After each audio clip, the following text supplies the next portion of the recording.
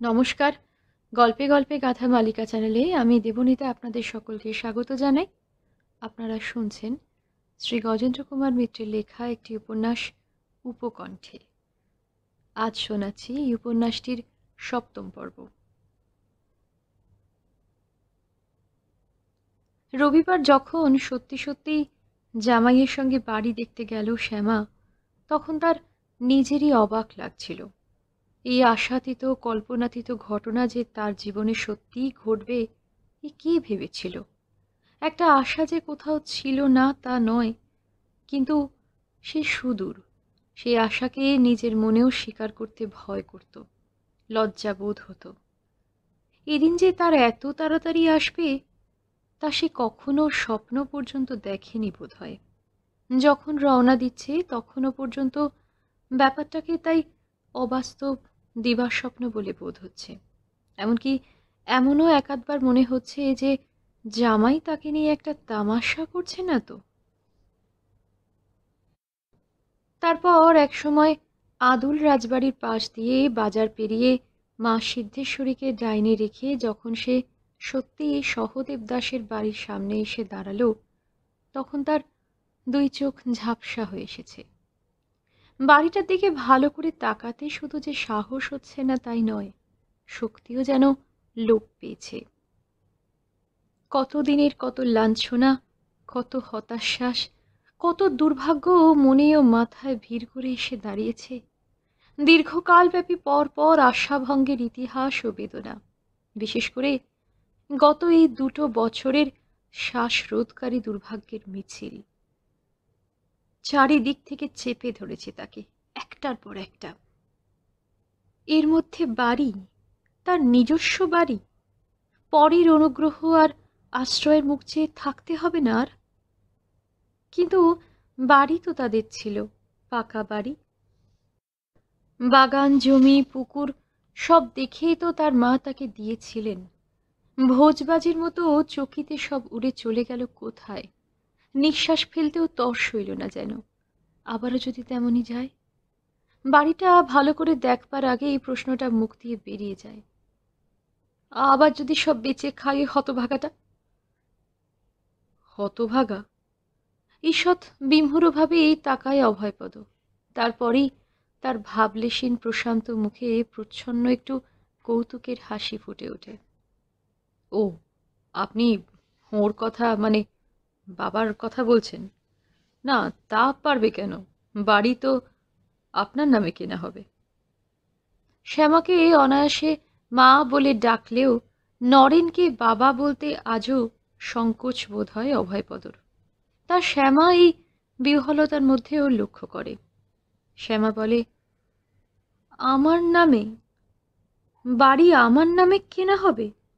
মেয়ে ছেলের নামে বাড়ি কেনা যায়? নয়তো না হয় হেমের নামেও কিনলে হয়, ও তো এখন সাবালক।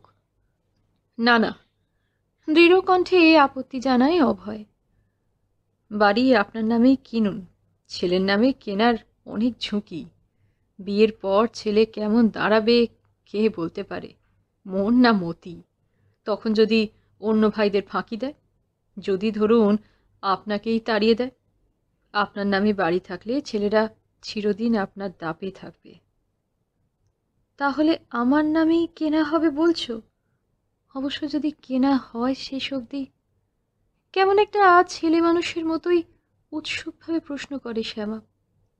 হ্যাঁ হ্যাঁ, এখন আপনি বাড়িটা দেখুন ভালো করে। অভয় যেন মৃদু ধমক দেয় একটা। শ্যামা আঁচল দিয়ে চোখ রগড়ে দৃষ্টিটাকে পরিষ্কার করে নেয়। তা বাড়িটা অবশ্য ভালোই।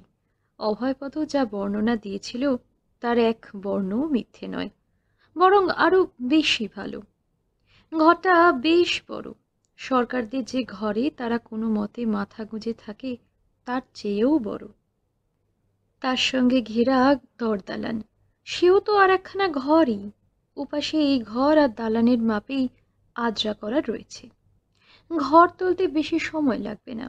বৈঠকখানা ঘরটায় গোলপাতার ছাউনি বটে, কিন্তু শোবার ঘরের চেয়েও বড়। তার সামনে আবার বাঁধানো রোয়াক। শুধু এই ঘরখানা পেলেও সে বর্তে যেত। বাড়ি, বাগান, পুকুর সব খুঁটিয়ে খুঁটিয়ে দেখে শ্যামা। নারকেল, সুপারি গাছ একটি একটি করে গুনে নেয়। 3 ঝাড় কলা আছে। সহদেবের বউ বললে, সব ভালো কালীবউ কলার জাত। সজনে গাছ, ডুমুর গাছ তো অগুন্তি। চালতা গাছেরও একটি চারা উঠেছে। 3টে আম, একটা কাঁঠাল। আম সবই দেশি, কিন্তু একটা নাকি খুব মিষ্টি ফল হয়। এছাড়া পুকুর পাড়ে একটা আমড়া গাছ আছে। সহদেবের বউ বলল, আম ফেলে আমরা খেতে হবে মা ঠাকরুন। যেমন সোয়াদ তেমনি সৌগন্ধ, কি বলবো। সব শখ করে গাছপালা আর জানো মা, নিজে 1 কোষ পথ হেঁটে বোনের বাড়ি থেকে ওই আমড়ার চারা এনেছিল। এ কি বেচবার জিনিস, কি বলবো। মিনসের পোড়া কপাল তাই, আর আমারও। ডাব পাড়ানোই ছিল। সহদেবের স্ত্রী দুজনকে 2টো কেটে দিলে। অন্তত 2.5 ঘটি করে জল এক একটা। দুর্বার লোভে শ্যামার চোখ 2টো জ্বলতে লাগলো। আগ্রহে, আশঙ্কায়, অধীরতায় মাথা ঝিমঝিম করে উঠল।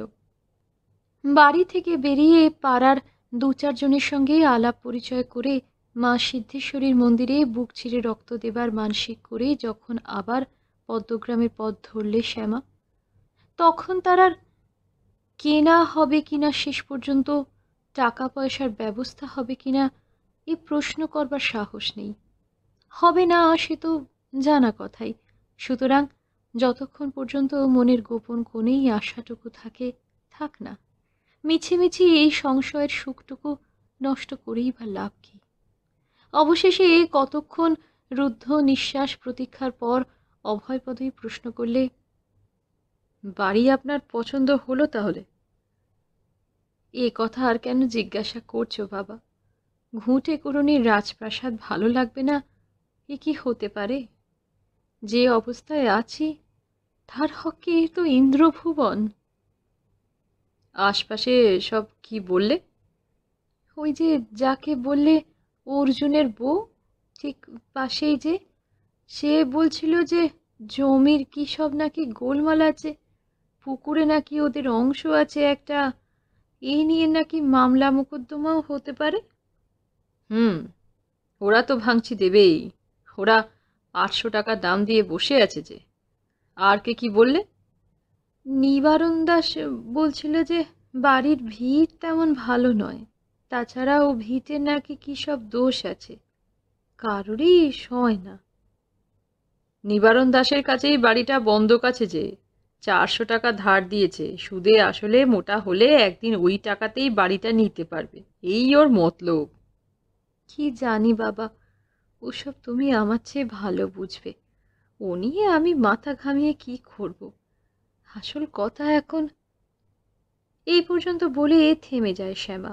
আসল কথাটা যেন মুখে উচ্চারণ করতেও বেঁধে গেল। সশঙ্কিত আগ্রহে উৎসুক হয়ে জামাইয়ের মুখের দিকে চেয়ে রইল শুধু। কিন্তু অভয়পদর নির্বিকার মুখে কোনো উত্তরই ফোটে না। সে যেমন উদাসীন নিস্পৃহতার সঙ্গে হাঁটছিল, তেমনই হাঁটতে থাকে। শ্যামাকেও অগত্যা নিঃশব্দে পথ চলতে হয়। কিন্তু আশা ও আশঙ্কার এই দ্বন্দ্ব যেন আর সয় না। পথ চলার পরিশ্রম তার কাছে নতুন নয়, কিন্তু এখন যেন পা 2টো ক্রমশ পাথর হয়ে আসে। বারবার শাড়ির আঁচলে কপাল মোছে, কিন্তু পরক্ষণেই অজস্র ধারে ঘাম গড়িয়ে 2 চোখ ঝাপসা করে দেয়। অবশেষে পথের ধারের একটা গাছতলায় গিয়ে সে বসেই পড়ে। আমি আমি একটু বসি বাবা, বড্ড কষ্ট হচ্ছে, আমি আর চলতে পারছি না।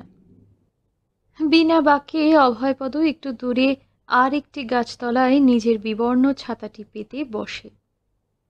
না জানায় শাশুড়ির এই অবস্থার জন্য কোনো উদ্বেগ, না করে কোনো প্রশ্ন। এমনকি অযথা দেরি হওয়ার জন্য এতটুকু অসহিষ্ণুতাও প্রকাশ করে না। শুধু চাদরের খুঁটে নিজের মুখটা মুছে নেয় একবার।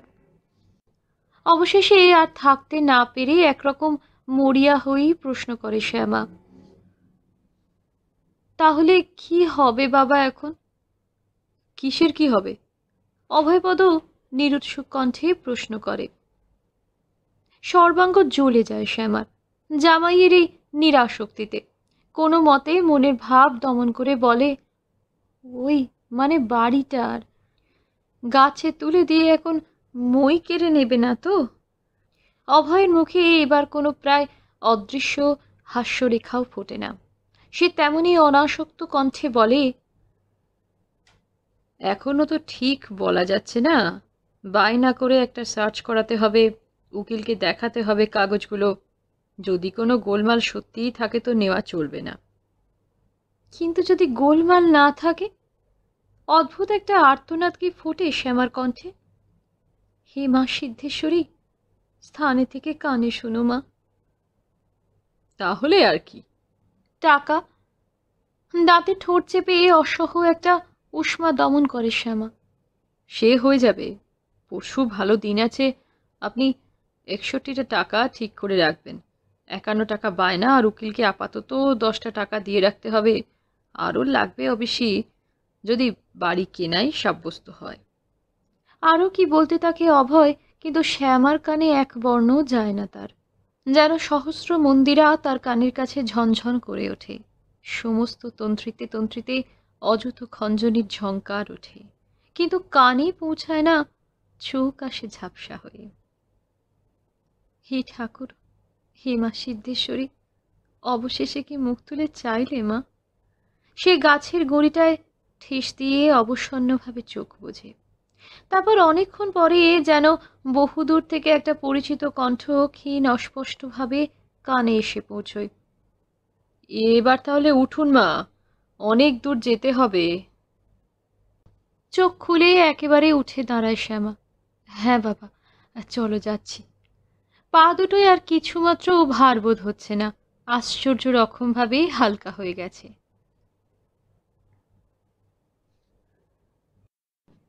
উঠোনে পা দেবার অনেক আগে থেকেই দাপাদাপি ও চেঁচামেচির শব্দ কানে আসে। কে করছে তার বলে দিতে হয় না কাউকেই, আর কি জন্য সেই প্রশ্ন তো নিরর্থক। নরেন এসেছে। বাড়িতে ঢুকে দেখা গেল সারা উঠোনটায় যেন নেচে বেড়াচ্ছে সে। ঐন্দ্রিলা এখানে নেই, দিন কতকের জন্য মাসির বাড়ি গেছে। তরু একা, সে ছোট ভাইটাকে নিয়ে ভয়ে ঘরের দৌড় দিয়ে বসে আছে। পিটকির ছেলেমেয়েগুলো আর মঙ্গলা ঠাকুরের নিজের ছোট ছেলেমেয়েরা উপাসের দরজায় ভিড় করে এসে দাঁড়িয়েছে। কারুর চোখে কিছু ভয়, কারুর চোখে শুধুই কৌতুক। শেষ করে দেবো বুঝলি, গোরবাটা জাতকে এক কোপে শেষ করে দেবো আজ। ঝড়ে বংশে শেষ, কাউকে রাখবো না, ছেঁড়ার দোমাকতেও একটাকে আস্ত রাখবো না। এই সবই অতি পুরাতন, তবু যেন জামাইয়ের সামনে অপমানে মাথা কাটা যায়। তারই মধ্যে মনে মনে ভগবানকে ধন্যবাদ দেয় সে তরুর বুদ্ধির জন্য।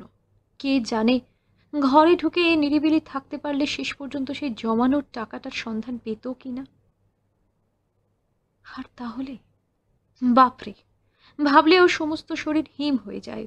অতি কষ্টে যখন সে আশা করতে শুরু করেছে সবে, দুরাশা হলেও সেই সুবৃহৎ দুরাশার মূলে এমনভাবে ঘা পড়লে হয় সে পাগল হয়ে যেত, নয়তো তাকে আত্মহত্যা করতে হতো। কি হয়েছে কি, খ্যাপা ষাঁড়ের মতো চেঁচাচ্ছ কেন? দ্রুত বাড়ির মধ্যে ঢুকে তীক্ষ্ণ কণ্ঠেই প্রশ্ন করে সে।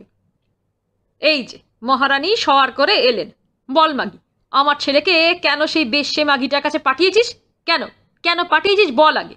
কত বড় বংশের ছেলে সেটা তুই কি জানবি? ও ঠাকুরদা সুদূরের বাড়ি পা ধুতো না, আর তাকে তুই পাঠিয়েছিস খানকি বাড়ির ভাত খেতে? তার ঠাকুরদা তো সুদূর বাড়ির পা ধুতো না, কিন্তু তার সেই ঠাকুরদার ছেলে কি বংশের পরিচয় দিতে লজ্জা করে না? চোপ রাও মাগি, আমি কি সে আমি বুঝবো। তুই এখন বার কর ছেলেকে যেখান থেকে পাস। নেকালো, অভি নেকালো হামারা লার কাকু। আরও একবার যেন নেচে নেয় সে। চুপ কর বলছি। ছেলে, ছেলের কথা মুখে আনতে লজ্জা করে না? ছেলেকে খাওয়ার বেলায় আমি, লেখাপড়া শেখাবার বেলায় আমি, আর কর্তাত্তি করার বেলায় উনি। ফের মাগি মুখ নাড়ছিস, মুখ ভেঙে দেবো তো জানো না, ডন্ডা মারবো মাথায়, তবে তুমি জব্দ হবে। বল তুই কেন আমার ছেলেকে পাঠিয়েছিস সেখানে? কি এখতিয়ারে পাঠিয়েছিস তুই? জানিস আমি তার গার্জেন, পুলিশ কেস করতে পারি তা জানিস? তোকে শুধু পুলি পোলাও খাওয়াতে পারি। জানি, খুব জানি, আর মুখ নাড়তে হবে না। তোমার মুরদ আমার আর জানতে বাকি নেই। পুলিশের ত্রিসীমানায় যাবার সাহস আছে তোমার? যাও না দেখি কত মুরত বটে। আচ্ছা, মরবার পালক গজিয়েছে বুঝেছি, পিপিলিকার পালক ওটে মরিবার তরে। অনেকদিন গোবরেন খাওনি বটে, সব পুরি একগার করবো আজ। সব কটাকে কেটে দুখানা করে ফেলবো, তবে আমি ফল না বাণুজ্যের ছেলে। গোড়বাটা জাতকে এক কোপে কেটে বাড়িতে আগুন লাগিয়ে তবে আমার আর কাজ। এতক্ষণ বোধ করি সে অভয়পদকে দেখতে পায়নি। সব ঝালটাই তাই পড়ছিল শ্যামার উপর। হঠাৎ এইবার জামাইয়ের কাছে এসে হাত পা নেড়ে বলে ওঠে, এই যে কম্মকর্তা খোদও আছেন সঙ্গে, বলি নিজেদের বংশের কেলেঙ্কার নিয়ে সব বংশ না জজালে বুঝি চলছিল না বাবাজি? তোমাদেরও আদিক্ষেতা তোমাদেরই থাক। এখন আমার ছেলেকে এনে দাও, ওকে প্রাচ্চিতি করিয়ে ঘরে তুলতে হবে। তোমাদের চামে কাটা বংশের ওতে লজ্জা ঘেন্না হয় না, কিন্তু আমাদের বংশে কেউ কখনো ও কাজ করেনি বুঝলে। ভিক্ষের ভাত খেয়েছি তাই বলে বেশ্যের ভাত? 14 পুরুষ নরকস্ত হয় ওতে। অভয়পদ নির্বিকার, কিন্তু শ্যামা এবার খেপে উঠল একেবারে। সামনে এসে দাঁতে দাঁত চেপে বিভৎস একটা ভঙ্গি করে বললে, বলি থামবে না জ্যান্ত মুখে নুরো জেলে দেব? এটা বিধবা হলেও আমার ঢের ভালো ছিল যে। ফের যদি একটা কথা কও তুমি, তো ওই আঁশ বটি দিয়ে কেটে তোমাকে দুখানা করে ফেলবো বলে দিচ্ছি। তাতে আমার ফাঁসি হয় সেও ভালো, তবু ধরার ভার হরণ করে তো যেতে পারবো। এই ধমকেই যেন কাজ হয় খানিকটা। নরেনের দাপাদাপি অনেকটা কমে আসে। সে যেন একটু ভয় ভয়েই দুপা পিছিয়ে গিয়ে বলে, খুব যে চ্যাটাং চ্যাটাং কথা হয়েছে। বিধবা হলে খুব চার হাতে খাবে নয়, খাওয়াচ্ছে তোমায়। বেশ, আমি চললুম সেইখানে, দেখি কে ঠেকায়। নিজেই নিজের ছেলেকে নিয়ে আসবো, তার জন্য থানা পুলিশ করতে হয় সেও ভালো। হঠাৎ যেন দুষ্ট সরস্বতী ভর করে শ্যামার রসনায়। কি বলছে তা বোঝবার আগেই ওর মুখ দিয়ে বেরিয়ে যায়, বেশ তো, যাও না। তার কাছ থেকে ঠকিয়ে টাকা এনেছো মনে নেই? সেও দারোয়ানদের বলে রেখেছে, দেখলে সেই তোমাকে পুলিশে দেবে। অকস্মাৎ জোকের মুখে নুন পড়ল। নরেন সত্যি সত্যিই কি একটা অজ্ঞাত আশঙ্কায় যেন কুকুরে ছোট হয়ে গেল। আমতা আমতা করে কেমন একরকম আলগাভাবে বললে, কে কে বলেছে কথা? সেই মাগি বলেছে? তার 14 পুরুষের পুণ্যি যে বামুনে তার টাকা ছুঁয়েছে। ভারী তো কটা টাকা তার জন্যে। তারপরেই সম্ভবত এতক্ষণে দাপাদাপির ফলস্বরূপই অবসন্নভাবে রান্নাঘরের দাওয়ায় বসে পড়ে বলে, দে একটু তামাক দে দেখি।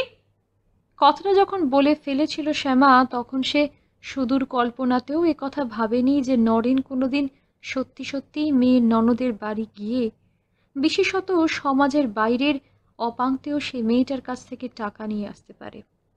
ঠিকানাই তো জানার কথা নয় তার, কিন্তু আন্দাজি ঢিল এইভাবে অব্যর্থ লক্ষ্যে পৌঁছতে অপমানীয় ক্ষোভে যেন দিশাহারা হয়ে গেল সে। এমনকি অভয়ের সেই পাথরের মতো মুখেও একটু বিস্ময় ও উদ্বেগের ছায়া ফুটে উঠল। শ্যামা দ্রুত একেবারে নরেনের মুখের সামনে এসে দাঁড়িয়ে প্রায় রুদ্ধ কণ্ঠে বলে উঠল, বেরো বেরো বলছি, এই দণ্ডে বেরিয়ে যাওয়ার সামনে থেকে, নইলে সত্যি সত্যি রক্তারক্তি কাণ্ড করবে বলে দিলুম। আমার মুখখান আর কোথাও পোড়াতে বাকি রাখলে না, সেখানে পর্যন্ত। তাই তোমার বংশের আর বামনাঙ্গির এত ভরম, তাই এত চেঁচামেচি দাপাদাপি। ওকে তামাক দেবে? ওই তামাকের আগুন মুখে গুঁজে দেব। কই উঠলে? বেরো বলছি, এই দণ্ডে এখান থেকে চলে না গেলে আমি অনর্থ করব। নরেন একবার ভয় ভয়ে শ্যামার মুখের দিকে চেয়ে দেখলে, কি দেখলে সেখানে কে জানে, কিন্তু তারপর একটা কথাও কইতে সাহস করলে না। এতটুকু স্পর্ধার সুর আর তার কণ্ঠে ফুটল না। কেমন যেন হতচকিত ও বিহ্বলভাবেই আস্তে আস্তে উঠে পা পা করে বেরিয়ে গেল সে। গামছায় পুটুলি বেঁধে কোথা থেকে কি এনে দাওয়াইয়ের এক কোণে রেখেছিল, যাওয়ার সময় সেটার কথাও তার মনে রইল না। উঠোন পেরিয়ে বাগানে পড়ে সেই প্রায়ান্ধকার অপরাহ্নের আলোতে এক সময় দৃষ্টিসীমার বাইরে চলে গেল সে। এই প্রথম নরেনের সম্পূর্ণ পরাজয় ঘটল তার বহুদিনের উৎপীড়িত অত্যাচারিত স্ত্রীর কাছে। মঙ্গলা ঠাকুরন ছেলে মেয়েগুলোকে সরিয়ে এবার সামনে এলেন। সত্যি সত্যি এই অবেলায় ভাতেরটাকে তাড়িয়ে দিলি বামনি। হাজার হোক বামুনের ছেলে স্বামী। কথাটা বোধহয় শ্যামারও মনের কোণে ইতিমধ্যেই কোথায় খচখচ করতে শুরু করেছিল।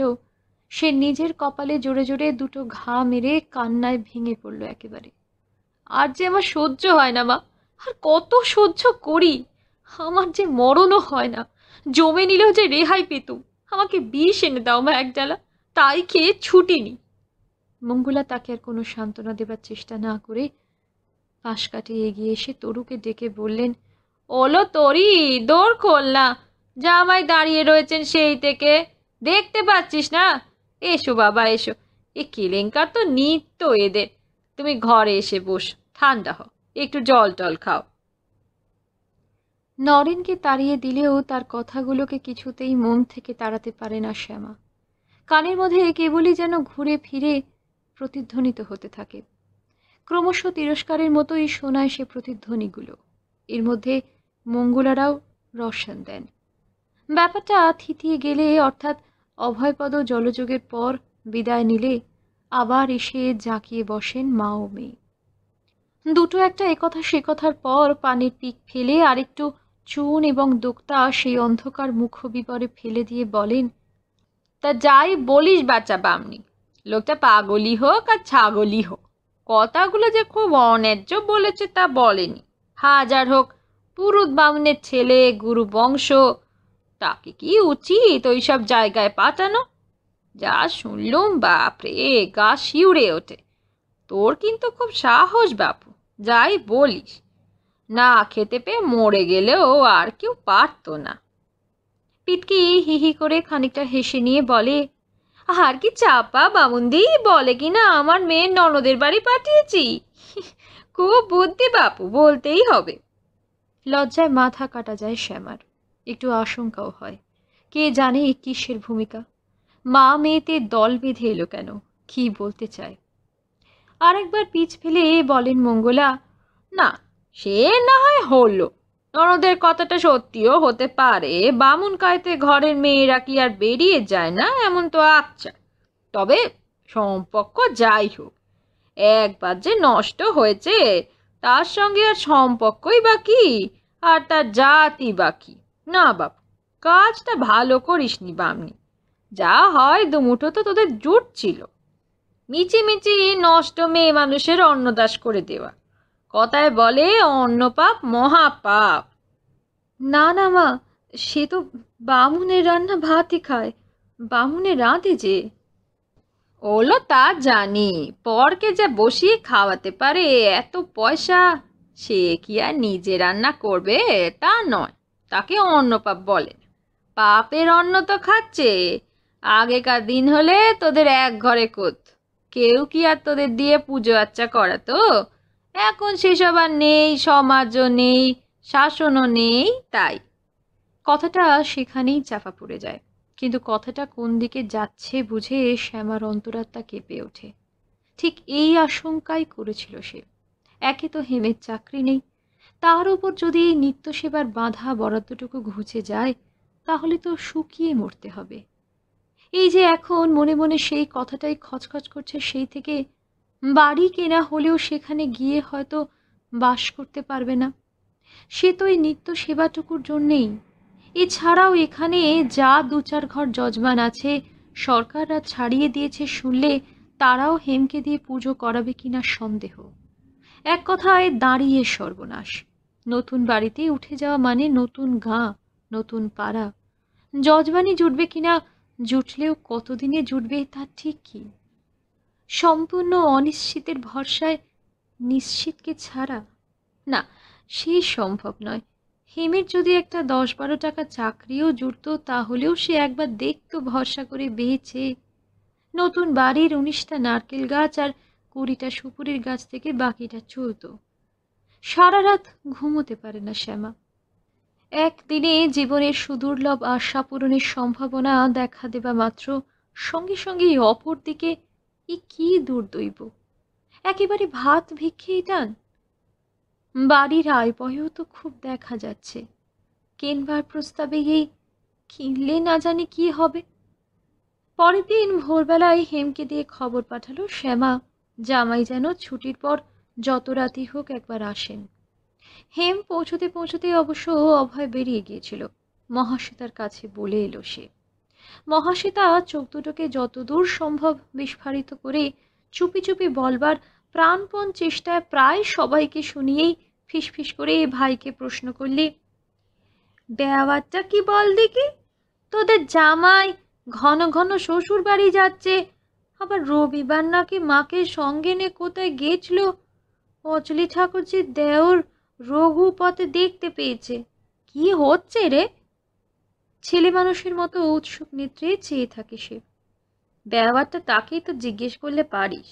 একটু চুপ করে থেকে সাবধানে জবাব দিলে হেম। তবেই হয়েছে, ঠোঁট উল্টে বলে মহা। সে যা মানুষ!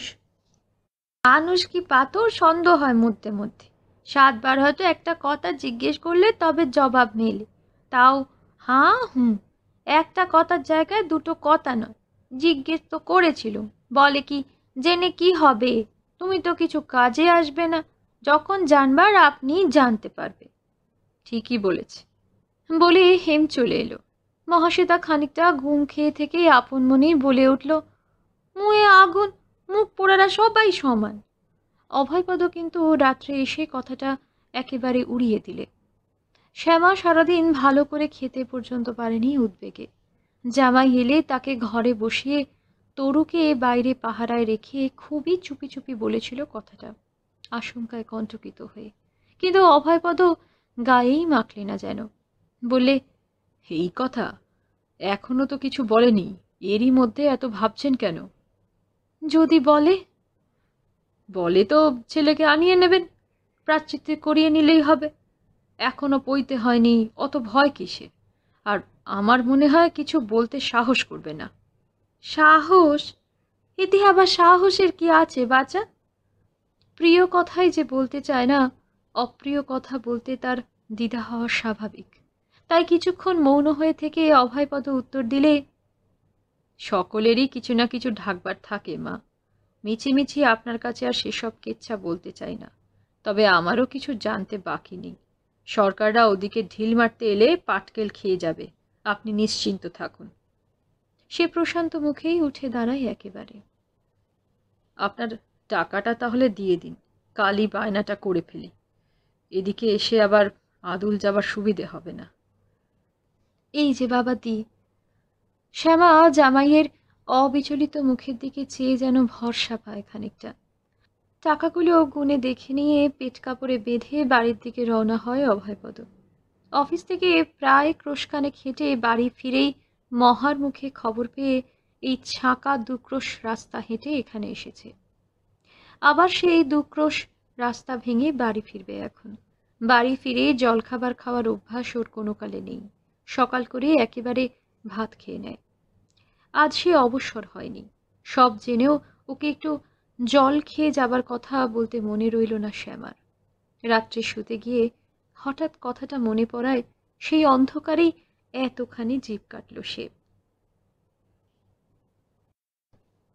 তা বাড়ির পয় ভালোই বলতে হবে। বাড়ি কেনার সঙ্গে সঙ্গেই আরও একদিকে এই সুরাহা হয়ে যায়। বায়না থেকে শুরু করে রেজিস্ট্রি পর্যন্ত নিরাপদে ও নির্বিঘ্নে সব চুকে গেল। বায়নার পরেই বাড়ি খালি করে দিয়েছিল সহদেবরা। বিক্রির দিন আদালতে চাবি দিয়ে কাগজে কলমে দখল দিয়ে দিলে। এরা কোর্টে ফেরত গিয়ে বাঁশকারি করে এলো সকলে মিলে, অর্থাৎ সে তালা খুলে নিজেরা ঘরের দরজায় তালা লাগিয়ে এলো। এতদিন পর্যন্ত কথাটা সকলের কাছেই চেপে রাখা হয়েছিল, কিন্তু আর রাখা গেল না, কারণ দাঁড়া হরির লুট মানা ছিল। সেই হরির লুটের বাতাসা দিতে গিয়েই কথাটা জানাতে হলো। ছেলের চাকরি হয়নি, সদ্য বিধবা মেয়ে বুকের ওপর বসে হরির লুট কিসের? শ্যামা মঙ্গলার হাত দুটো ধরে বললে, মা, তোমার কাছে আমার ঋণের শেষ নেই। যা হলো বলতে গেলে তোমার দয়াতেই হলো। একটা মাথা গোজার জায়গা করে ফেললুম মা। মাতা কি কি বললি? ও বাড়ি? মঙ্গলার হাঁ করা মুখ বুঝতে বেশ একটু দেরিই হয়। বাড়ি কিনলি? ও, তাই এত ঘন ঘন জামাইয়ের আসা যাওয়া, গুজগুজ ফুসফুস। আমি ভাবি না জানি কি, তা ভালোই তো, কিন্তু এরা তো লুকো ছাপার কি আছে? না মা, লুকো ছাপা নয়, ঈষৎ অপ্রতিভভাবেই বলে শ্যামা। হে তো আমার আশার অতীত, হবার কথাও নয়, তাই না চালে বিশ্বাস করে কি করে বলো? নেহাত জামাই দয়া করলেন বলেই তাই। মোটা টাকাটা অভয়পদই ধার দিলেন তো।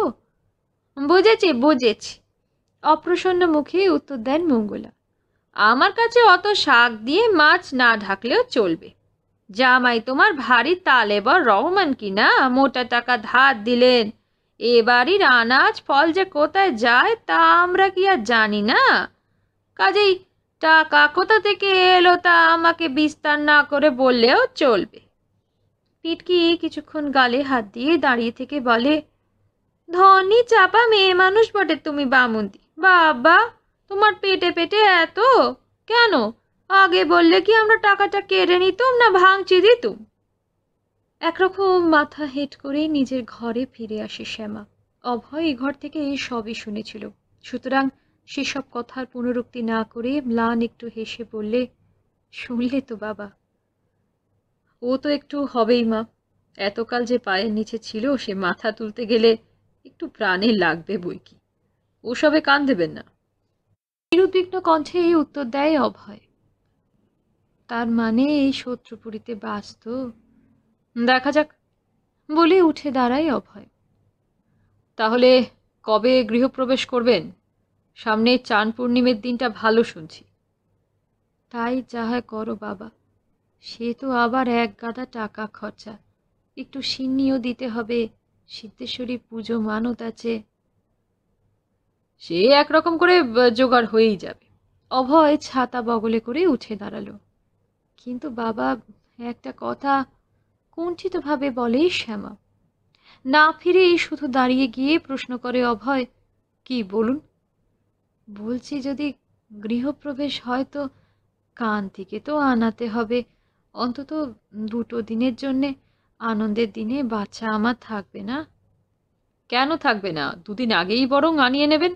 তবে আমার শেষ পর্যন্ত সময় হবে কিনা, বরং হেমকেই পাঠিয়ে দেবেন। গৃহপ্রবেশের কথাটা আর বলে দরকার নেই, পুজো আচ্চার নাম করে আনিয়ে নেবেন। 2 পা এগিয়ে গিয়ে এবার অভয়পদ নিজে থেকেই থামে আবার।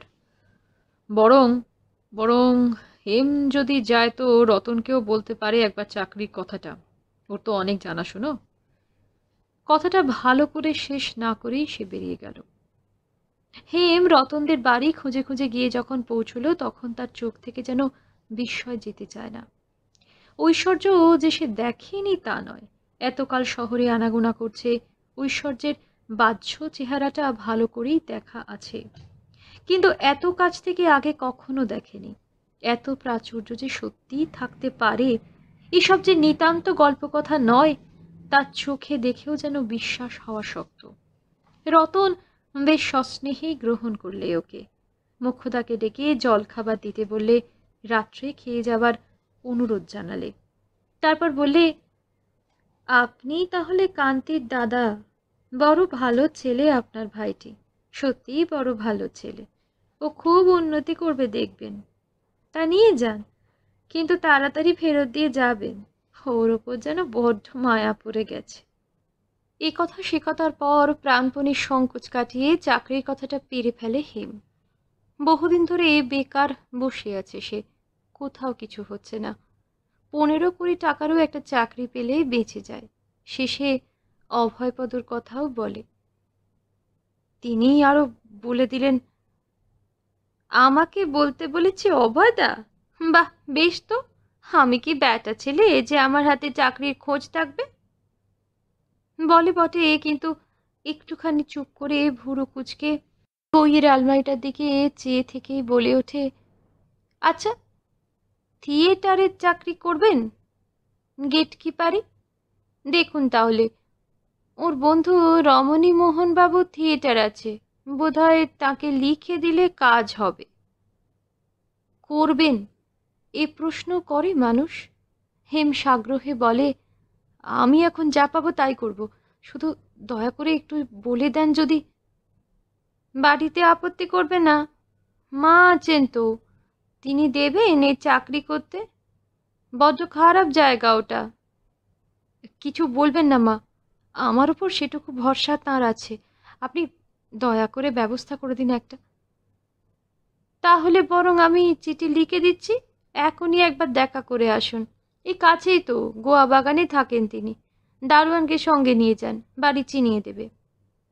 সে চিঠি লিখে খামে এঁটে ওর হাতে দিলে। খামেই ঠিকানা লেখা ছিল, তবু দারোয়ানকেও ডেকে সঙ্গে যেতে বলে দিলে রতন। সৌভাগ্যক্রমে তখনও বাড়িতে ছিলেন রমণীমোহনবাবু। রতনের দারোয়ানকে দেখে বেশ প্রফুল্ল মুখেই বললেন, কি ব্যাপার গো শিবনন্দন, কি হুকুম ওর? এই যে বাবুর হাতে চিঠি আছে। চিঠিটা পড়ার সঙ্গে সঙ্গে বেশ মালিক ও জনচিত মুখ করে ফেললেন বাবু। এমনিতেই প্রকাণ্ড রাশভারী চেহারা ভদ্রলোকের, তার উপর মুখ গম্ভীর করে থাকলে রীতিমতো ভয়ই হয়। হেমের বুকটা দুরু দুরু করে উঠল ভয়ে ও আশাভঙ্গের আশঙ্কায়। কিন্তু রমণীবাবু বার দুই আপাদ মস্তক ওকে দেখে নিয়ে বললেন, তুমি তো নিতান্তই ছেলে মানুষ দেখছি, আর নিরীহ। পারবে থিয়েটারে কাজ করতে? ভারী বদ জায়গা। হেম আর কি উত্তর দেবে, মাথা হেঁট করে দাঁড়িয়ে ঘামে শুধু। রমণীবাবুই আবার বলেন, আর যে যায় লঙ্কায় সেই হয় রাবণ। যত জানাশুনো লোকই রাখি, দুদিন পরে সব শালা চোর হয়ে দাঁড়ায়। দেখো বাবু, এক কথায় চাকরি দিচ্ছি, নিমকটা রেখো, নইলে এক কথায় তাড়াতেও আমার দেরি লাগবে না। কলকাতায় থাকবার জায়গা আছে তো? আছে, মাসির বাড়ি। বেশ, তাহলে 1 তারিখ থেকে কাজে লেগে যাও। 20 টাকা করে মাইনে পাবে, আর হোল নাইট শো হলে খাবার। রাজি থাকো তো মাস কাবারের দিন দেখা করে জেনে যেও কটায় আসতে হবে। হেম মনির আনন্দে হেঁট হয়ে রমণীবাবুকে একটা প্রণামই করে ফেললে। রমণীবাবুরা বিশুদ্ধ কনৌজি ব্রাহ্মণ, তা সে আগেই শুনেছিল রতনের মুখে। একই থিয়েটার কল্পলোকের সুখস্বর্গ, শুধুমাত্র ধনী লোকে প্রমোদ বিলাসের অধিকার সেখানে, এই জানত। তাই চাকরি। আনন্দে যেন বাতাসে ভাসতে ভাসতে চলে এলো হেম। রতনকে ধন্যবাদ দিতে গিয়ে স্রেফ মনির আনন্দেই বিশেষ কিছু বলতে পারল না। মাকে সংবাদটা না দিতে পারা পর্যন্ত স্থির হতে পারছে না সে।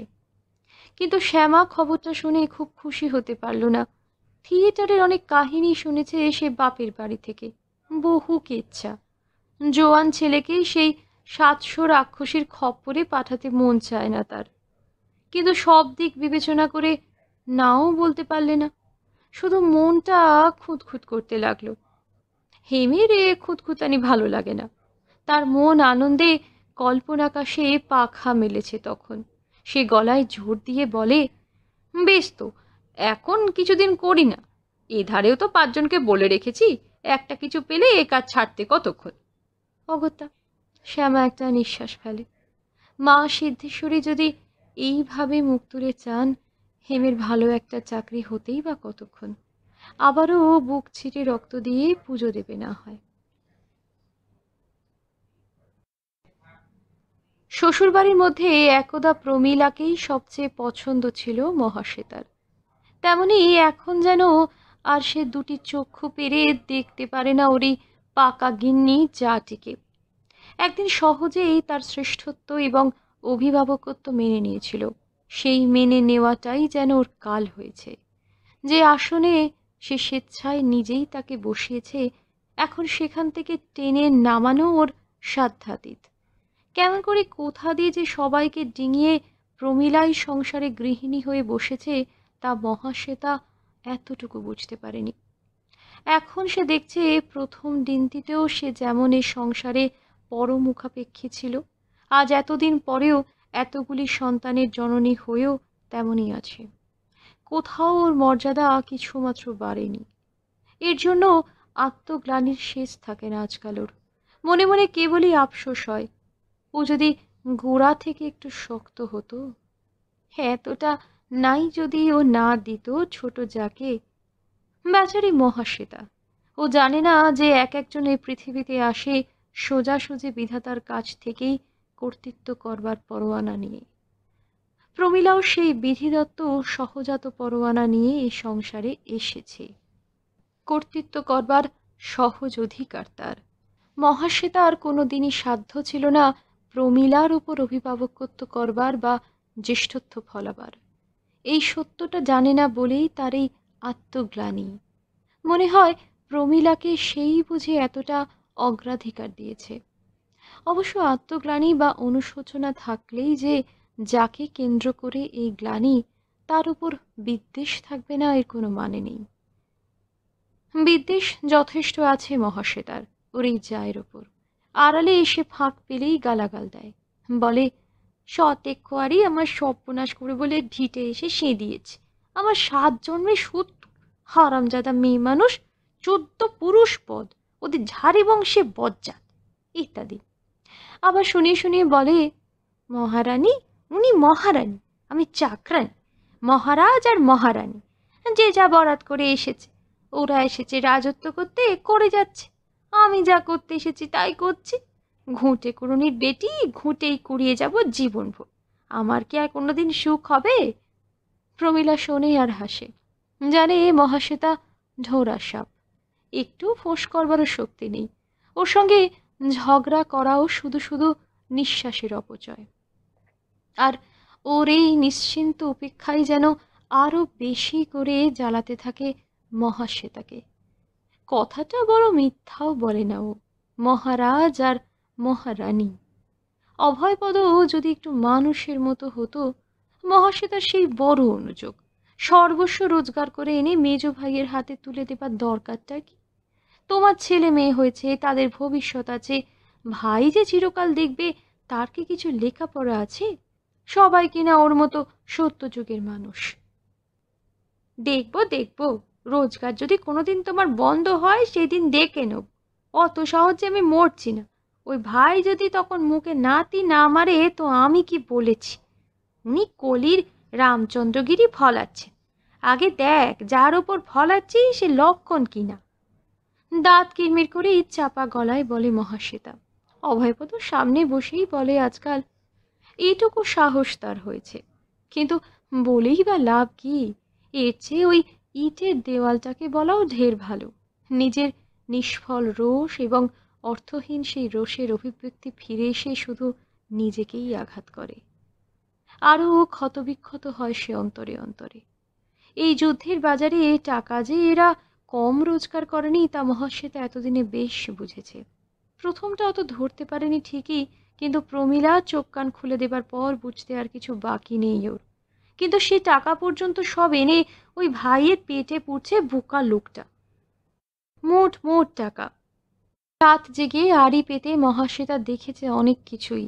নগদ কাঁচা টাকা ইটের মতো করে সাজিয়ে মোটা রাংতা কাগজে বেঁধে কাপড় দিয়ে সেলাই করেছে অম্বিকাপদ বসে বসে। তারপর ওর ঘরের দেওয়াল থেকে ইট খসিয়ে নিয়ে চুন সুরকি দিয়ে সেই টাকার ইট গেঁথে রাতারাতি বালির কাজ করে মায় চুনকাম পর্যন্ত করে দিয়েছে নিজের হাতে। সেও সারা রাত জেগেছে, মহাশ্বেতাও তাই। প্রমীলা অত ধার ধারত না, সে পড়ে পড়ে ঘুমোতো। ঘুমোবে না কেন, ওর যে বুক পোঁতা আছে, জানে ওর ঘরের দেওয়ালেই তো গাঁথা রইল। আপন মনে গজগজ করত মহাশ্বেতা। শুধু কি টাকা, সোনার বাট কাকে বলে জানত না সে। এবার চোখে দেখলে, সেবার তো তৈরি করিয়ে নিয়ে এলো এই আহাম্মুকটাই, এনে ধরে দিলেন লক্ষণ ভাইকে। উফ, এর চেয়ে যদি সে একটা মুখ্য মুটে মজুরের ঘরে পড়তো, সেও ঢের ভালো ছিল। এ জগতে সবাই নিজের স্বার্থ বোঝে, কেবল বিধাতা কি বেছে বেছে তার জন্যই নির্জনে বসে এই মানুষটি গড়েছেন? অবশ্য হ্যাঁ, এর মধ্যে গয়না ওদের কিছু হয়েছে বটে। 2 বউয়ের সমান ওজনের এক প্যাটার্নের গয়না হয়েছে, যা হয়েছে সবই 2 সেট করে। কিন্তু এর চেয়ে ঢের কম সোনাও যদি অভয় নিজে হাতে করে এনে দিত তো ঢের বেশি খুশি হতো মহাশ্বেতা। মুখ পোড়া মিনসের কি একটা এক করার জিনিসও কোনোদিন আনতে ইচ্ছে করে না? এই সোনার গয়না শুধু দেওরের হাত দিয়ে আসে বলেই বিষ মনে হয় ওর। পড়লে যেন জ্বালা করতে থাকে সর্বাঙ্গ। মাঝে মাঝে পরে, আবার একটু পরেই হয়তো ছুঁড়ে ফেলে দেয়, আবার মনেই বকে, কেন কিসের জন্য আমি পরের হাত তোলায় থাকবো? আমার বাড়ি তো বেশি রোজগার করছে, টাকা তো আমার। ও কলকাতার অফিসে বসে থাকে, 1 পয়সা উপরি আছে ওখানে, তবে উনি হাত তুলে দেন যেন দয়া করে দিচ্ছে, ভিক্ষে দিচ্ছে। কেন, কিসের জন্যে? আমার সমান গয়নাই বা ওর বউ পড়বে কেন? এটা হুঁশ থাকে না যে কার ভাতারের টাকা? পরাজয় একদিক দিয়েই নয়, বহু দিক দিয়ে। মাঝে মাঝে এ বাড়ি এসে মনের সব বিষ উজাড় করে সে মায়ের কাছে, কিংবা মায়ের অনুপস্থিতিতে পিটকির কাছে। বলে, মেজ বউটা আসলে গুণ জানে বুঝলি, ওর মামাগি তো ভীষণ জাহাবাজ মেয়ে মানুষ, আমি তাকে দেখেছি। নিশ্চয়ই গুনতুক করে মেয়ের হয়ে, নইলে সবাই ওর হাতের মুঠোয় যায়। যেমন আমি বোকা, তেমনই আমার মা, কিছুই করতে শিখলুম না কখনো, সেই জন্যেই আরও আমাকে কেউ গেরাজ্জি করে না। সবাই যেন ওর ভেরুয়া। আমার শাশুড়ি মাগি আমাকে কি কম জ্বালিয়েছে? কিন্তু কই এখন বলুক দেখি মেজ বউকে কিছু। একখানা বললে 10খানা শুনিয়ে দেবে সে। চুপ করে জুজু হয়ে বসে থাকে। আবার হয়তো খানিক থেমে কপালে করাঘাত করে বলে, কি বলবো, আমার ভাতারও যে তেমনি। ওর সুখের কপাল, ভাতারোর কথায় উঠে বসে। আমার একটা কথা কি এমিন সে শোনে? তাহলে আর ভাবনা ছিল কি? তারপর আরও গলাটা নামিয়ে বলে, শিবপুরের দিকে শুনেছি কে একজন গুণিন আছে, একটু খোঁজ করো না মা, খরচা যা লাগে আমি দেব, যদি একটু ওষুধ বিষুধ দিতে পারে। শিউরে উঠে শ্যামা উত্তর দেয়, না মা, খবরদার ওসব করতে যেও না। ওই চটখণ্ডিতের একটা বউ নিবৃত ত্রিগুণা বুড়ির কাছ থেকে কি ওষুধ এনে বরকে খাইয়েছিল। তার বর তাকে নিত না, কে এক দূর সম্পর্কে মাসিকে নিয়ে পড়ে থাকতো। লোক দেখিয়ে ছোঁড়া তাকে বলতো মাসি, অথচ যাক, তা সে ওষুধ তো খাওয়ালে, ফলও হলো, সে মাগিকে ছেড়ে দিলে একদম। কিন্তু তারপরই কি হলো, ঘুম খেয়ে থাকতে থাকতে হঠাৎ একদিন পাগল হয়ে গেল, একেবারে উন্মাদ পাগল। শিউরে উঠে মহাশ্বেতাও কথাটা শুনে। শ্যামাও সেটা লক্ষ্য করে সমর্থন সূচক ঘাড় নেড়ে বলে, তাই তো বলছি, ওসবে যাসনি। কি থেকে কি হয় তা কি বলা যায়? তোর কপালে থাকে, হকের ধন হয় একদিন পাবি। ছাই পাব, মুখটা ভার করে উত্তর দেয় মহাশ্বেতা। পাবো, একেবারে কাছে করে উঠলে, তার আগে নয়। কিন্তু গুনতুকের দিকে যেতে আর সাহসে কুলোয় না ঠিকই। আরও অসহ্য হয়েছে ওর দুর্গাপদর ব্যাপারটা, ওরও ওই শ্রীচরণেই আত্মসমর্পণটা। ইদানিং সেও বয়স বাড়বার সঙ্গে সঙ্গে যেন প্রমীলার একান্ত অনুগত হয়ে উঠেছে ক্রমশ। এইতে আরও অবাক লাগে ওর। মুয়ে আগুন, সব শিয়ালের একরা, সব কটা ভাই ওই এক করে মাথা মুড়িয়ে বসে আছে গা। জোয়ান হয়েছিস, ডবকা হয়েছিস, তাই বেথা কর, নয়তো এদিক ওদিক চনমান করে বেড়া। তা নয় বয়সে বড় দিদির বয়সী বৌদির আঁচলে আঁচলে ঘুরছেন। এ আবার কি? আমার হয়েছে জ্বালার ওপরে জ্বালা, এই যেন গোদের ওপর বেজি। আচ্ছা, কি দেখে ওর মধ্যে এরা বলতে পারিস? কি আছে ওর? গায়ের রঙ আমার চেয়ে অন্তত 3 পুরু ময়লা। মুখ চোখ গরম পেতো না এমন কিছু ভালো না, ওই তো মদ্দাটে মদ্দাটে চওড়া চওড়া গরম, আর মদ্দাটে ভাব। এই গাছে উঠছে, এই জলে ঝাঁপাই ঝরছে, আর যখন তখন হি হি হাসি। তাইতেই সবাই যেন মজে আছে, যেমন ভাতা তেমনই ছোট দেওর। আমার এক এক সময় সন্দেহ হয় কি জানিস খেদি, তো দাদা বাবু ওইতেই মজেছে। ওকেও নিশ্চয়ই গুনতুক করেছে ছুরি। নিহাত ভাসুর ভাদ্যর বউ সম্পর্ক, তাই হাতে হাতে যথাসভ্যকে তুলে দিতে পারে না, ওর ভাতারের হাতে দেয়। ও আমাদের সকলে সর্বনাশ করবে বুঝলি, সপরি একগার করবে একেবারে। ও আজ তো রাক্ষুসী, হাড় মাছ চিবিয়ে খেতে এসেছে সকলকার।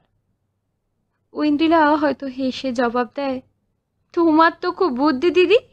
দেওর ভাজে যদি না সম্পর্কে আটকায়, ভাসুর ভাদ্য বউতে কি সেই জন্যে আটকে আছে? বলি, ভাসুর ভাদ্যর বউতে কেলেঙ্কার কি কখনো শোনোনি কোথাও? কিছু পূর্বের কথা ভুলে গিয়ে অমনি সগর্বে জবাব দেয় মহাশ্বেতা, তেমন বান্দা তো দাদাবাবু নয় বুঝলি, কখনো কোনো মেয়ে ছেলের দিকে চেয়ে দেখে না, ওদিকে ওর খেয়ালই নেই।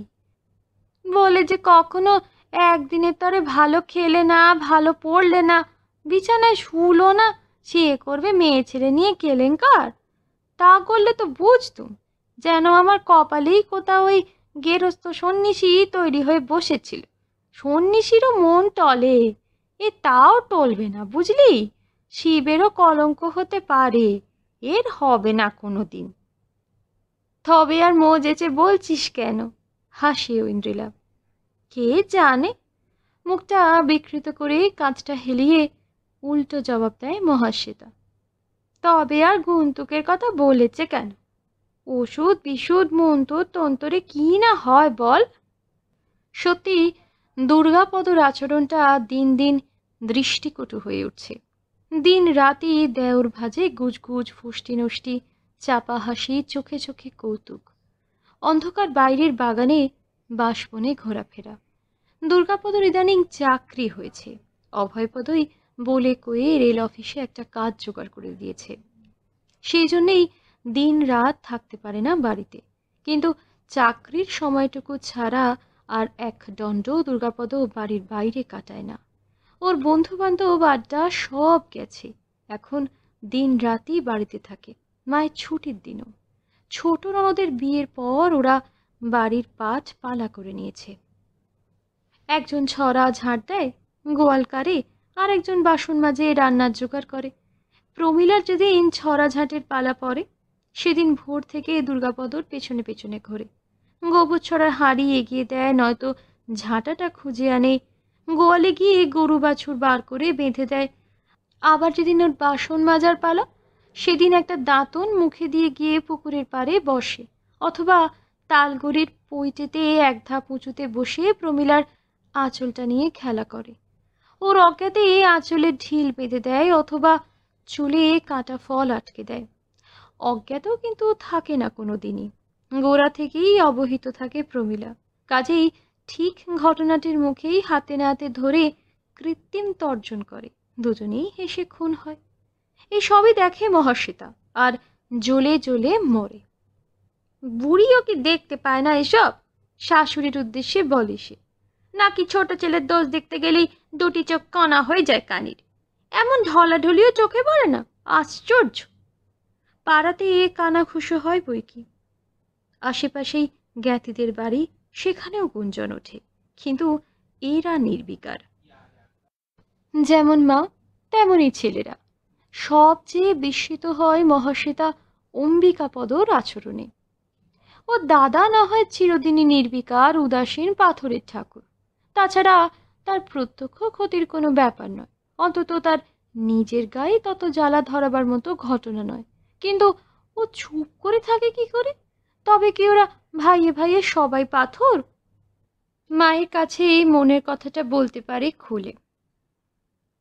তুমি যে বলো মা, ঘেন্নায় ঘেন্নায় আমি পাথর হয়ে গেলুম, কিন্তু ওদের ঘেন্না প্রীতি হায়া কি কিছু নেই? গন্ডারের চামড়া, এ কি কোনো পুরুষে সহ্য করতে পারে? অন্য বাড়ি হলে এতদিনে খুনোখুনি হয়ে যেত। শ্যামা বলে, হলো, খুনোখুনি ওদেরও হতো, যদি না দুগো মাস মাস মাইনে সমস্ত টাকাটি এনে ধরে দিত ওই মেজ ভাইয়ের হাতে। ও কি অমনি সহ্য করে? টাকাতে সব সয়ে যায় মা, সব সয়। কত লোকে টাকার জন্যে ঘরের মাগ পরের বাড়ি পৌঁছে দিয়ে আসে, তা জানিস না? মহাশ্বেতার কথাটা তত পছন্দ হয় না। টাকার এতটা মূল্য নিজের জীবন দিয়ে সে অনুভব করতে পারেনি এখনো। তাই খানিক চুপ করে থেকে ঘাড় নেড়ে বলে, হুম, তুমি যাই বলো বাপু, ওর মা মাগি অনেক কিছু জানে, আসলে গুণ করেছে সবাইকে। ওই যে কি সুপুরি খাওয়ায় নাকি, তাই খাইয়েছে নিশ্চয়। শাশুড়ি ভাসুর মায় ভাতা শুদ্ধ এত বড় অসহ্য চোখ বুঝে সহ্য করে? এ অমনি হয় না মা, আমি তোমাকে বলে দিলুম। একদিন এই কথাটা বাজারে বের হবে, দেখে নিও। ওই মা মাগির কাজ এসব, সব গুনতু। কি বলবো, তুমি ভয় দেখিয়ে দিলে, নইলে আমিও একটা গুণিনের কাছে যেতুম। একটা ভালো গণককারের সন্ধান পেলে আমি 4-5 টাকাও খরচ করতে রাজি আছি। শ্যামার টাকার সম্বন্ধে সদা জাগ্রত কান খাড়া হয়ে ওঠে। জামাই তো তোকে কিছুই দেয় না বলিস, তবে টাকা পাস কোথা থেকে? আমি যে আজকাল সরাই ওর পকেট থেকে, এসে হাত মুখ ধুয়ে গিয়ে তবে তো বসে দুই ভাই। সে যা বাহার! ও ধারে ওরা হয়তো রান্না করে, নয়তো পালা না থাকলে বাইরের দাওয়ায় মুখোমুখি। এধারে এরা মেজকর্তার ঘরে দৌড় দিয়ে মুখোমুখি। দুদলই গুজগুজ ফুসফুস। তা সেই মুখ হাত ধোবার ফাঁকেই আমি যা পাই হাতিয়ে নিই। দেও মধ্যে মধ্যে 2-1 টাকা, আজকাল আমি মুখ ধরেছি তো, চেঁচামেচি করি, তাই হাত খরচ বলে 2-1 টাকা ঠেকায়, বাকি হাত সাফায়। তবে টের পাই ওর গোনাগুনতি হিসেবের টাকা 1 পয়সা ইদিক উদিক হবার উপায় নেই বাবা। বলে, ঢোলা ঢোলা লাউয়ের পাতা তোমার ভের গোনা গাঁথা। টের পায়, তবে কি ভাগ্যি কিছু বলে না। আগে আগে বোধহয় ও ঘরে গিয়ে অপ্রস্তুত হতো, এ দান্তে তাই পকেট থেকে বার করে আগে গুনে নিয়ে যায়। পেতম পেতম বুক ডিপ ডিপ করতো, সরে যেতুম সামনে থেকে। এখন সোজা দাঁড়িয়ে থাকি, বলি অত ভয় কিসের, এ তো আমারই হকের টাকা। তা কম দেখলে একবার চেয়ে দেখে, শুধু একটু মুচকি হাসে, কিছু বলে না। তবে কি আর বেশি নিতে ভরসা হয়? সিকিটা, আদুলিটা, দুয়ানিটা টাকা সে দইবে সইবে। শ্যামা কিছুক্ষণ চুপ করে থেকে সাগ্রহে প্রশ্ন করে, তা কত জমালে? সঙ্গে সঙ্গে সতর্ক হয়ে যায় যেন মহাশ্বেতা। উড়িয়ে দেবার ভঙ্গিতে বলে, কত আর ছাই জমিয়েছি, ব্যাঙের আদুলি। শ্যামা অপ্রসন্ন মুখে বলে, থাক, বলতে হবে না। তবু যে বুদ্ধি হয়েছে, নিজেরটা বুঝতে শিখেছিস, এইতেই আমার সুখ। আমি কি আর তোর টাকা নিতে যাচ্ছি না চাইছি? অপ্রস্তুত হয়ে চুপ করে যায় মহাশ্বেতা।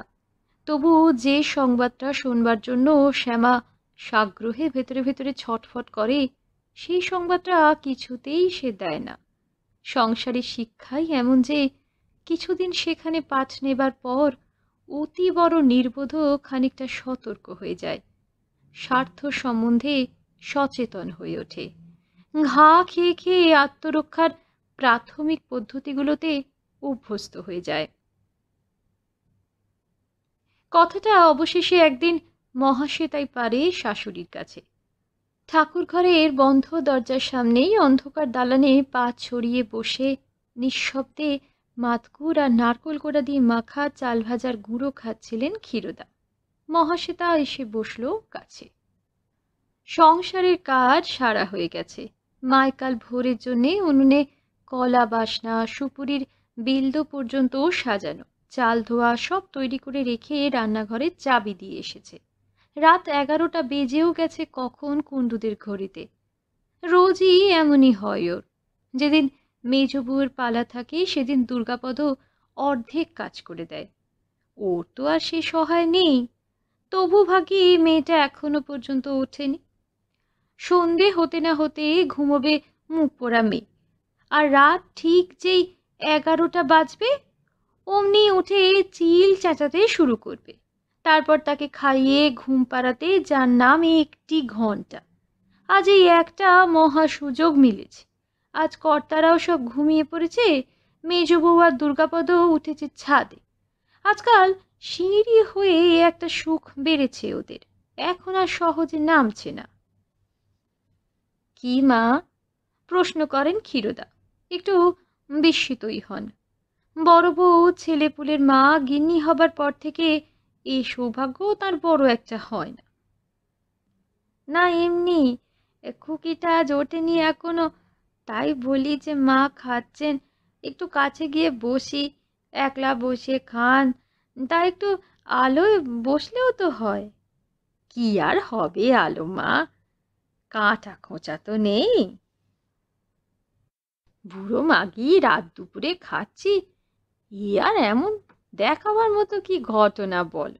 খাবে নাকি মা একটু? না মা, আপনি খান। দুপুরের ছিষ্টি পান্তা পড়েছিল, এক পেট খেয়ে এসেছি। এখন এই গুড়মাখা জিনিস খেলেই অম্বলে বুক জ্বলে উঠবে। এও এক অপ্রসন্নতার কারণ শাশুড়ির সম্বন্ধে। প্রতিদিনই জোর করে চাল বেশি নেওয়াবেন, বলবেন গেরস্ত বাড়ি থেকে খাবার সময় অতিথি ভিখিরি ফিরে গেলে বড় অকল্যাণ মা, বড় লজ্জারও কথা। ভগবানের ইচ্ছে শত্রুর মুখে ছাই দিয়ে তোমাদের তো তেমন অভাবও নেই, আর থাক না দুটো ভাত বেশি, ফেলা তো যাবে না, জল দিয়ে রাখলেই চলবে। হ্যাঁ, তা তো চলবেই। মনে মনে দাঁত কিরমির করে মহাশ্বেতা। সে ভাত খেতে হবে ওকেই। অতিথি ভিখিরি আসে কদাচিৎ কোনোদিন, তাও ওদের খাওয়া হয়ে গেলে আর দেওয়া চলবে না, সে নাকি দিতে নেই। ফলে রোজই সেই পান্তা তুলতে হয় ওকে। মেজ বউ সাফ বলে দিয়েছে, ও আমার পোষাবে না, আর তুমি বা খেয়ে মরতে যাও কি জন্যে? পুকুরে ঢেলে দাওগে না চুপি চুপি, যেমনকে তেমনি। সেইটাই পারে না মহাশ্বেতা। জন্মাব্দে দীর্ঘকাল অভাবের সংসারে কাটিয়েছে সে। এক মুঠো ভাতের মূল্য সে হারে হারে বোঝে। জানে যদিও যে 1 পয়সা বাঁচালে তার ঘরে উঠবে না কানাকড়িও, তবু পারে না। শাশুড়ি এ খোঁচাটা নীরবে হজম করলেন, অথবা খোঁচাটাই টের পেলেন না। শুধু বললেন, তা শুনেছি মা, মুড়ি কি চাল ভাজার সঙ্গে গুড় খেলে নাকি অম্বল হয় না। না মা, আমার হয়, ও আপনি খান, তাছাড়া পেটে আমার জায়গাও নেই। তারপর মুহূর্তখানেক চুপ করে থেকে হঠাৎ বলে বসে, হ্যাঁ মা, তা ছোট ঠাকুরপোর বিয়ে দেবেন না? ক্ষীরোদা কেমন যেন থতমত খেয়ে যান। তা কি জানি, কই অম্বিকা আপাতত কিছু বলছে না। দেবেন আপনি ছেলের বিয়ে, তা মেজ কর্তা কি বলবে শুনি? ছেলে আপনার না মেজ কর্তার? না তা নয়, আরও যেন থতমত খান ক্ষীরোদা। কেমন একটু অপ্রস্তুত কণ্ঠে বলেন, তা দিতে হবে বই কি, দেখি না হয় একবার মেজ বউকে বলে। হাড় জ্বালা করে মা আপনার কথা শুনলে। অনেক দিনের নিরুদ্ধ রাগ আর চাপতে পারে না মহাশ্বেতা। দাঁতে দাঁত চেপে অনুচ্ছ কণ্ঠে বলি গিন্নি কে বাড়ির? আপনি না মেজ বউ? আপনি বেঁচে থাকতেও কিসের গিন্নি শুনি? সপ্তাহেতে মেজ কর্তাকে আর মেজ বউকে টানেন কেন? বেশ তো, আপনি না পারেন আমাকে বলবেন, আমি তো হাজার হোক এ বাড়ির বড় বউ। বেশ তো, তা দাও না বাপু। আমার কি আর অসাধ ছোট ছেলের বউ দেখা? তা ওরাই সব করে তো, তাই বলি। তা দাও না তুমি, না হয় ওদেরই বলো না একবার, ওরা আবার না কিছু ভাবে। সভয়ে সসংকোচে যেন কথাগুলো বলেন ক্ষীরোদা। বলবোই তো, জোরের সহিত বলবো, অত ভয় কিসের? এই বলে দুমদুম করে পা ফেলে উঠে যায় মহাশ্বেতা। শাশুড়ি এখনো একা বসেই খাচ্ছেন এবং খুকিও ওঠেনি। এই কথাটাও যেমন মনে থাকে না তার, তেমনি মেজ বউ ও মেজ কর্তাকেই শেষ পর্যন্ত বলতে যে ও রাজি হয়ে গেল, সেটাও মাথাতে যায় না। পরের দিন খেতে বসে বলতে গেলে দুম করে এই কথাটা পারলে মহাশ্বেতা। একটা ভালো মেয়েটে খোঁজ কর মেজ বউ, ছোট ঠাকুরপোর বিয়ে দেব। প্রমীলা কিছুক্ষণ অবাক হয়ে চেয়ে থাকে, তারপর বলে, ছোট কর্তার বিয়ে দেবে তুমি? ওর সেই দৃষ্টিতে বিস্ময়ের সঙ্গে ঈষৎ প্রচ্ছন্ন বিদ্রুপ ছিল কিনা তা মহাশ্বেতার নজরে পড়ে না। শুধু অকারণ জোর দিয়ে বলে, হ্যাঁ, তা তোরা যখন কিছু উদ্যোগ সংযোগ করছিস না, তখন আমাকেই দিতে হবে বই কি। আর ভালো দেখাচ্ছে না, তাছাড়া সমর্থ হয়েছে, যা হোক 2 পয়সা রোজগার পাতিও করছে, দেব নাই বা কেন বল? তা তো বটেই, দেওয়াই উচিত। এই বলে মুখ টিপে হেসে বাটি চচ্চড়ির লঙ্কাটা অকারণেই থালার উপর টিপতে থাকে প্রমীলা। কেন যে আর ভালো দেখাচ্ছে না, সে কথাটাই শুধু জিজ্ঞাসা করতে পারে না কিছুতেই। সেদিন প্রমীলার রান্নার পালা। দুর্গাপদ অফিস থেকে এসে জামা কাপড় ছেড়ে সবে রান্নাঘরে ঢুকেছে, প্রমীলা বড় জায়ের মতোই দুম করে বলে উঠল, শুনছ, বড় গিন্নি তোমার বিয়ে দিচ্ছেন যে। আসলে কথাটা আর চাপতে পারছিল না প্রমীলা। দুর্গাপদ কিছুমাত্র ব্যস্ত হলো না। এদিক ওদিক চেয়ে সন্তর্পণে ট্যাগ থেকে একটা ছোট্ট পুড়িয়া বার করে বললে, শুনবো কন, এখন চুপি চুপি একটু চা তৈরি করো দেখি, সেদিনের চিনি একটু আছে না, নইলে বড় গিন্নির মেয়ের মিষ্টি থেকে একটু হাত চাপাই করো। এখনো এই অঞ্চলে চায়ের তত রেওয়াজ হয়নি। কলকাতায় চলছে বটে খুব, কিন্তু বড় মেজ 2 কর্তাই হাড়ি চটা ও অভ্যাসের ওপর, তা দুর্গাপদ জানে। মেজ কর্তার রাগটাই বেশি। সে প্রায়ই বলে, যাদের লক্ষ্মী ছাড়ার দশা তাদেরই ওই সব বদ অভ্যেস দেখো গে যাও। কলকাতার বাবুদের সব ফতো নবাবি, এদারে অবস্থা তো জানতে বাকি নেই আমার। দেনার দায় মাথার চুল বিকিয়ে আছে, নবাবিটুকু চাই 16 আনার ওপরে 18 আনা। সাহেবরা খায়। আরে তোরা আর সাহেবরা সমান হলি? তাদের রোজগার আর তোদের রোজগার? তারা পায় 3,000 টাকা মাইনে, তোরা পাস 30 টাকা। তাদের যা সাজে তা কি তোদের মানায়? হয়তো ছোট ভাইয়ের ফতো নবাবের দিকে একটু আধটু টানের আভাস পেয়েই কথাগুলো বলে অম্বিকাপদ, কে জানে। তাই লুকিয়ে চুরিয়েই চালাতে হয়। যেদিন প্রমীলার পালা থাকে না সেদিন সুবিধা হয় না। মেজ বউকেও ধরিয়েছে সে জোর করে। মেজ বউ অবশ্য রোজই আপত্তি করে, বলে, নেশা কি একদিন অন্তর করলে চলে? তার চেয়ে আমার পান দোক্তাই ভালো, কেউ বলবার নেই। দুর্গাপদ ছাড়ে না, বলে, না বাপু, চা আবার একা একা খেয়ে সুখ হয় না, একটু খাও, নইলে মুখ আর জমবে না। রোশো না, একটু সইয়ে নিই ব্যাপারটা, তারপর ডোন্ট কেয়ার, সামনেই খাবো। আজ কিন্তু প্রমীলার কাছে এসব ব্যাপার তুচ্ছ হয়ে গেছে। সে জল চড়াবার কিছুমাত্র আয়োজন না করে ছোট কর্তার মুখের দিকে বঙ্কিম কটাক্ষ নিক্ষেপ করে বলে, ঠাট্টা নয়, সত্যি বলছি, বড়গিন্নি বড্ড ব্যস্ত হয়ে পড়েছি। ব্যস্ত হওয়াচ্ছি, বড়গিন্নির কি আমি বিয়ে করি না করি? বলে এক গায়ে ঢেকি পড়ে, ভিন গায়ে মাথা ব্যথা। আমার জন্য এত দরদ উতলে উঠল কোত্থেকে? এর আর দরদ উতলে ওঠা উঠে কি আছে? একটা ছোট বাটি করে কাঠের উনুনের আংড়ার ওপর জল চড়াতে চড়াতে বলে প্রমীলা, সত্যিই তো, বিয়ের কি আর বয়স হয়নি তোমার? সে বড়, তার একটা কর্তব্য আছে তো। আর তার কথাই বা বলি কেন, আমারও তো কর্তব্য। এখন কিরকম মেয়ে পছন্দ তাই বলো। নাও নাও, সারাদিন পরে বাড়ি এলুম, এখনো সব বেয়ারা ঠাট্টা ভালো লাগছে না, দুটো অন্য কথা বলো। ঠাট্টা কিসের? প্রমীলা যেন অকস্মাৎ জ্বলে উঠল। ঠাট্টাটা কিসের দেখলে? আমরা তোমার গার্জেন নই? বিয়ের কথায় আবার ঠাট্টা এলো কোথায়? আমরা বলছি বিয়ে করবে। ওসব হবে টবে না, বিয়ে আমি করতে পারবো না, এই সাফ বলে দিলুম। বেশি ঘাঁটিও না আমাকে, সেই সব দিয়ে একটা কেলেঙ্কার করব। কেন কেন করতে পারবে না শুনি? পারবো না, ব্যাস। তার আবার অত কৈফিয়ত কি? তারপর কতকটা যেন অর্ধ স্বগতোক্তি করে, ন্যাকা। দেখো, এই আমিও সাফ বলে দিলুম, ওসব ঢ্যাঁটাগিরি ছাড়ো। বিয়ে তোমাকে করতেই হবে, আর ভালো দেখাচ্ছে না। বয়স হয়েছে, রোজগারপাতি করছো, এখনো বিয়ে না দিলে 5 জনে 5 কথা কইবে। তা বলুক, 5 জনে কি ধারদারি আমি? জল ফোটা পর্যন্ত অপেক্ষা করা চলে না, এখনই হয়তো কে এসে পড়বে। তাই সামান্য বুচকুড়ি কাটতেই কাগজের মোড়ক থেকে চা পাতাটুকু ঢেলে দিয়ে একটা রেকাপ চাপা দেয় প্রমীলা। তারপর বলে, তুমি না ধারু, আমি তো ধারি। আমরা মুখ দেখাবো কি করে? বেশ, বিয়ে না করতে চাও, করো না। তবে এও বলে দিচ্ছি, আমাদের সঙ্গে আর তাহলে কোনো সম্পর্ক থাকবে না। আমি অন্তত আর কথা কইব না তোমার সঙ্গে, এখানে ইতি। দুর্গাপদ এবার রীতিমতো হকচকিয়ে যায় যেন। অবাক হয়ে কিছুক্ষণ প্রমীলার মুখের দিকে তাকিয়ে থেকে একটা দীর্ঘশ্বাস ফেলে বলে, ওই নাও, যার জন্যে চুরি করি সেই বলে চোর। মেজবউ কাঁসার গেলাসে দুধ চিনি ঢালতে যাচ্ছিল, হঠাৎ ঘুরে বসলো এদিকে। 2 চোখে তার আগুন। বললে, তার মানে? তার মানে তুমি আমার জন্য বিয়ে করতে চাইছো না? তার মানে কি? লোকে এই কথা শুনলে কি বলবে? কি বলতে চাইছো স্পষ্ট করে খুলে বলো দেখি।